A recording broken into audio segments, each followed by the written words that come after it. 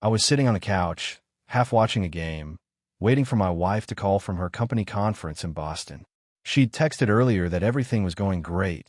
Long meetings, tired nights, the usual corporate grind.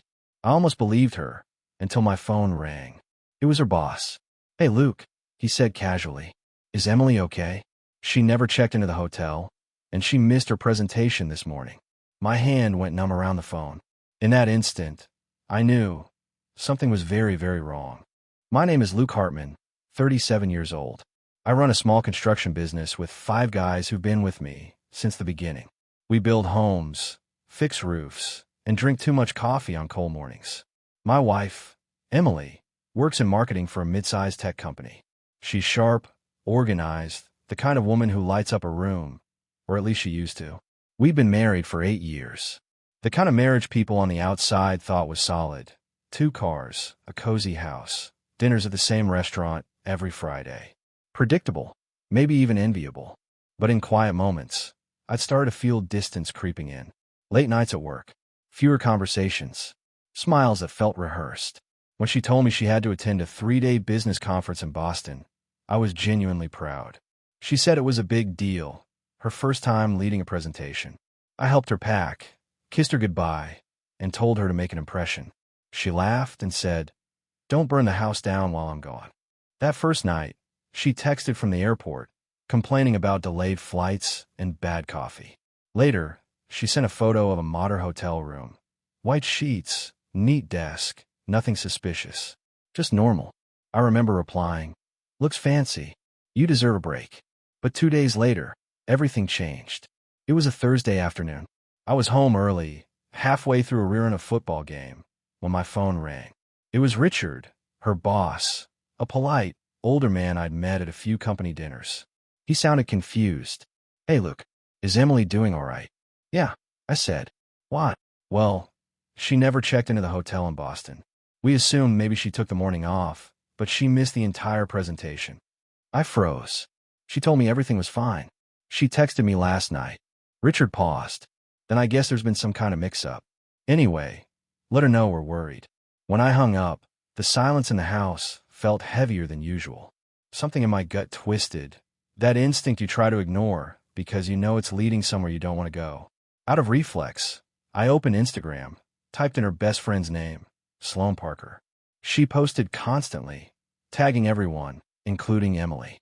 The first photo that popped up stopped my heart. Emily wasn't in Boston. She was in Cape Cod, standing under string lights at a beach bar, a cocktail in her hand. She was smiling, carefree, radiant, the way she hadn't smiled in months. And next to her was a man I didn't recognize, tan, broad-shouldered, leaning in close like they'd known each other forever. I zoomed in, searching for any shred of doubt, any reason not to believe what I was seeing. But there it was, the truth, sitting in plain sight, dressed up as coincidence. That night, she texted me again. "Long day. Everything's going great here. Might stay an extra night if things run late." I stared at that message for a long time, the photo glowing on my phone screen beside it. My hands were trembling before I even realized it. And in that moment, one quiet thought buried itself deep in my mind. If she could lie that easily, what else was she hiding? After that night, I couldn't sleep. Every time I closed my eyes, I saw that picture. Emily laughing under the warm glow of string lights while some stranger leaned in close. I told myself there had to be an explanation. Maybe it was a work contact. Maybe the trip had been extended last minute. But the voice in my head, the one I'd been ignoring for months, kept whispering the same thing. She's lying. So I started digging. The next morning, while pretending everything was fine, I logged into our joint bank account. At first, nothing seemed odd. Grocery runs, gas bills. Then I saw them. Cash withdrawals and restaurant charges in Cape Cod. High-end places, the kind we'd never visit together. Names like Seaside Grill, the Pearl Inn, Ocean Crest Resort. The first charge was from the night she supposedly checked into Boston. I scrolled back further. The pattern had been there for weeks. Regular payments, small enough to stay unnoticed, but frequent enough to form a trail. I felt my stomach twist. Next, I checked her phone bill. I'd never done that before. I trusted her. But that trust was gone now. Among the usual calls, one number kept popping up. Late nights, lunch breaks, sometimes even while she was working late at the office. The number appeared almost every day. I copied it down and called my best friend Mick. We'd known each other since college. He'd seen me through every high and low. I told him everything. He was quiet for a moment before saying, "Send me the number. I'll find out who it belongs to." A few hours later, he called back. "Luke," he said, his voice low, "it's Carter Hale. He's a regional sales director, divorced last year. Word around town is he's a smooth talker, charming, the kind of guy who can sell a lie with a smile." The name hit me like a punch. I remembered meeting Carter once at a company dinner months ago. Confident, flashy, the kind of guy who made everyone feel small. I could still see how Emily laughed at his jokes that night, how her hand brushed his arm when she thought I wasn't looking. The puzzle pieces started snapping together, forming a picture I didn't want to see. That evening, I went into our bedroom, heart pounding. Emily was still away, so I started looking through her things, something I never thought I'd do. Inside her closet, behind an old suitcase, I found it, a black duffel bag I'd never seen before. I unzipped it slowly. Inside were expensive dresses, silk lingerie, perfume, and at the bottom, a second phone. My throat went dry. I turned it on. It was locked, but notifications lit up the screen, messages from Sage with hearts and winking emojis. I sat on the floor, surrounded by evidence of a life I didn't know she was living. For years, I thought I was the husband every woman wanted, supportive, loyal, patient. I worked long hours so she could chase her career. I believed her when she said she was tired, believed her when she said the late meetings were for the promotion. Now I realized how perfectly the lies fit together. Every late-night text, every weekend trip, every sudden client dinner, all of it had been designed to keep me calm while she built a second life. As I stared at that phone, I felt something inside me break, not with anger, but with clarity. I whispered to the empty room. I thought the enemy was outside our marriage. Turns out, it was sleeping right next to me. And in that silence, I made myself a promise. I wasn't going to confront her. Not yet. No, this time, I was going to let the truth expose itself. By Friday, the truth was no longer a question. It was a fact waiting to be confirmed. Mick called me early that morning, his voice tight with disbelief. "Luke, you were right. My contact at Seaside Harbor says Emily and Carter have a dinner reservation tonight, 7:30, table for two. Cape Cod." I didn't even hesitate. "We're going." We drove 3 hours in near silence, headlights cutting through the dark coastal roads. The only sound was the low hum of the tires and my pulse hammering in my ears. I'd rehearsed the confrontation 100 times in my head, screaming, crying, demanding answers. But the closer we got, the quieter I became. I didn't want her tears or excuses. I wanted proof. I wanted her to look me in the eyes and see what she destroyed. We parked across the street from the Lighthouse Grill, an upscale seafood place with ocean views and valet parking. Through the large windows, warm golden light spilled onto the sand. Couples laughed. Waiters moved gracefully between tables. And there she was, Emily. She wore a red dress, the same one she said she bought for work events. Her hair was done perfectly, her skin glowing under the soft restaurant lights. She wasn't tired from business meetings. She wasn't stressed. She was radiant, alive in a way I hadn't seen in years. Across from her sat Carter Hale, crisp white shirt, expensive watch, confidence dripping from every gesture. His hand rested on hers, fingers intertwined like they'd done it 1,000 times. I took out my phone and started recording. Every second, every smile, every lie. Mick stayed in the car as I walked across the street, my heart pounding so loud I could barely hear the music from inside. I pushed open the door, nodded at the hostess, and walked straight toward their table. When Emily saw me, her face went pale. Carter turned, sizing me up with a smirk. "Luke," she stammered. What are you doing here?" I kept my voice calm. "Funny question. I could ask you the same thing. I thought you were in Boston, giving that big presentation." She blinked rapidly, fumbling for words. "It got canceled," I interrupted, sliding my phone onto the table. The screen glowed with a photo, her boss's number, and the call log from the day before. "Richard called," I said evenly. "He was worried about you. Said you never checked into the hotel. So I did some checking of my own." Her lips parted, but nothing came out. The restaurant had gone almost completely silent. I swiped to the next image, a screenshot of her bank transactions, matching the dates of her conference.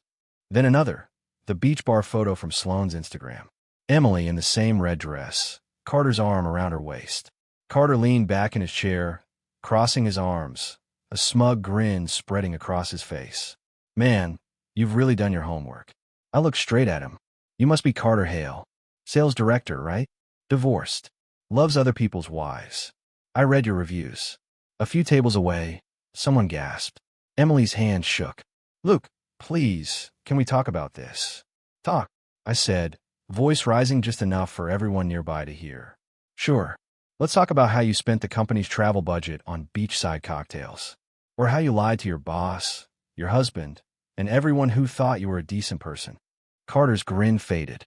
Emily's eyes filled with tears, but I didn't care. I leaned closer and whispered the final blow. I know you're not in Boston, Emily. Say hi to your boss for me. Then I straightened up, picked up my phone, and turned to leave. The restaurant was dead silent except for the soft clatter of a dropped fork.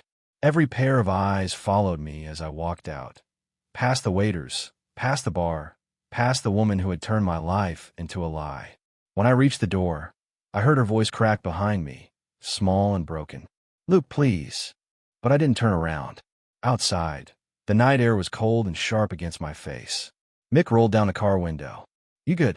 I exhaled slowly, staring back at the glowing restaurant windows. Not yet, I said. But I will be. And as we drove away, I watched her silhouette shrink in the rearview mirror. The woman who thought she could play me like a fool, now drowning in her own lies under the watchful eyes of strangers. 2 days passed before Emily came home. 2 days of silence, of unanswered texts, of me pacing through our empty house replaying every moment of the past 8 years. I thought when she finally walked through that door, I'd lose control, yell, curse, break something. But when the door opened and she stepped inside, all I felt was clarity. She stood in the doorway, eyes red, hair messy, pretending to look fragile. A small suitcase trailed behind her. Luke, she whispered, voice trembling. Please, can we talk? I didn't say a word at first, just watched her. The same woman who used to make coffee next to me every morning, now standing there like a stranger caught trespassing. Talk, I said finally, my tone steady. Sure, but you might want to sit down. It's going to be a long conversation. She hesitated, then sat on the edge of the couch, clutching a tissue. I know how this looks, she began, her voice cracking. But it's not what you think. Carter and I, it just happened. You've been so distant lately. You bury yourself in work. I felt invisible. He made me feel alive again. There was the script, the same tired monologue cheaters always use. I'd heard 100 times from other people's stories, but now it was being performed in my living room. I folded my arms. So you felt alive lying to me? Sneaking around? Using our savings to fund your little beach romance? Her tears came faster. You don't understand, Luke. I didn't plan for any of this. I cut her off, my voice sharp but controlled. Didn't plan for it. You booked hotel rooms under fake names. You bought lingerie with cash. You lied to your boss, your husband, and probably half your coworkers. That's not an accident, Emily. That's a plan. Her face crumpled, but I didn't stop. I leaned forward, placing a folder on the table. Inside were screenshots, phone logs, and bank records. Every lie, neatly printed and highlighted. You spent months building this fantasy. I just built the ending. She stared at the folder, realizing it was over. Then she looked up, anger flashing beneath the tears. What are you going to do, Luke? Ruin my life? You think this makes you better than me? I didn't answer immediately. Instead, I reached for my phone and opened a message thread. I turned the screen toward her. It was a conversation with Patricia Hale. Her eyes widened. What is that? Carter's ex-wife, I said calmly. Attorney. Very successful. She handled their divorce herself. Remember? Emily blinked rapidly. You didn't. Oh, I did. I smiled faintly. I sent her everything. The messages, the photos, the receipts. Turns out Carter's contract at his company includes a morality clause. Affairs with married coworkers aren't exactly good for the brand. She froze, her face draining of color. You told her? Of course, I said quietly. Why should I be the only one who knows what kind of man he really is? By the next morning, Patricia had filed a lawsuit citing breach of moral conduct in Carter's divorce settlement and forwarded the evidence to his employer. Within a week, Carter Hale lost his position, his reputation, and likely his income. When I told Emily, she went pale. "You ruined him," she whispered. "No," I said evenly. "He ruined himself. I just turned on the lights." She stood up suddenly, shaking her head, pacing. "What am I supposed to do now? You've destroyed everything." I looked at her for a long moment, letting her words sink into the wall she'd built with lies. "You plan to leave me for him," I said finally. "I just made sure there was nothing left for you to run to." For the first time, she didn't cry. She just stared, hollow, broken, stripped of every excuse. The silence between us was heavier than any argument. After a long pause, she whispered, "You really hate me, don't you?" I shook my head slowly. "No. Hate takes effort. I'm just done." She turned away, trying to collect herself. But there was no act left to perform, no lie left to tell.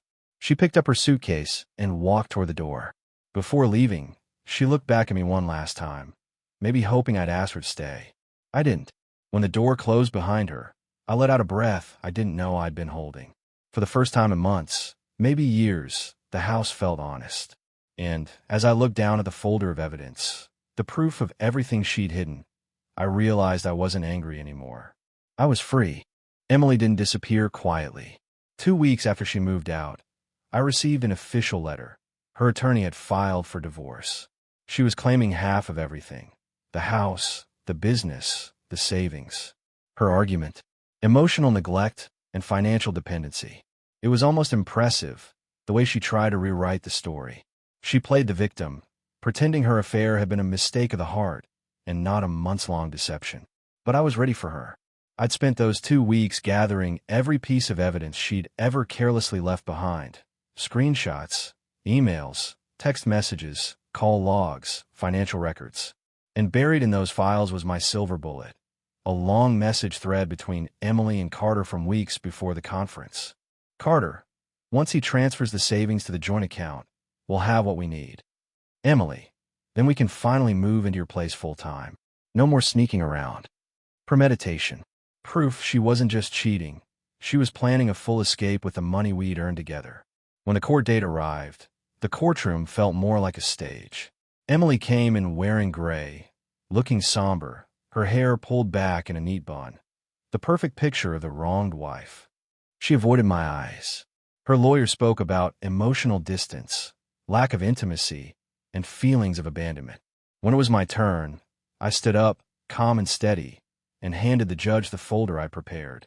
Inside, the texts, the photos from Cape Cod, the receipts, the hidden phone records, and finally, the thread that ended her performance, the one where she and Carter discussed emptying our joint savings account before she filed for divorce. The judge's expression hardened. He flipped through the pages in silence before asking, "Mrs. Hartman, would you care to explain these messages?" Emily's face drained of color. Her lawyer tried to object, but it was over. The truth was sitting in front of everyone, black and white, time-stamped, undeniable.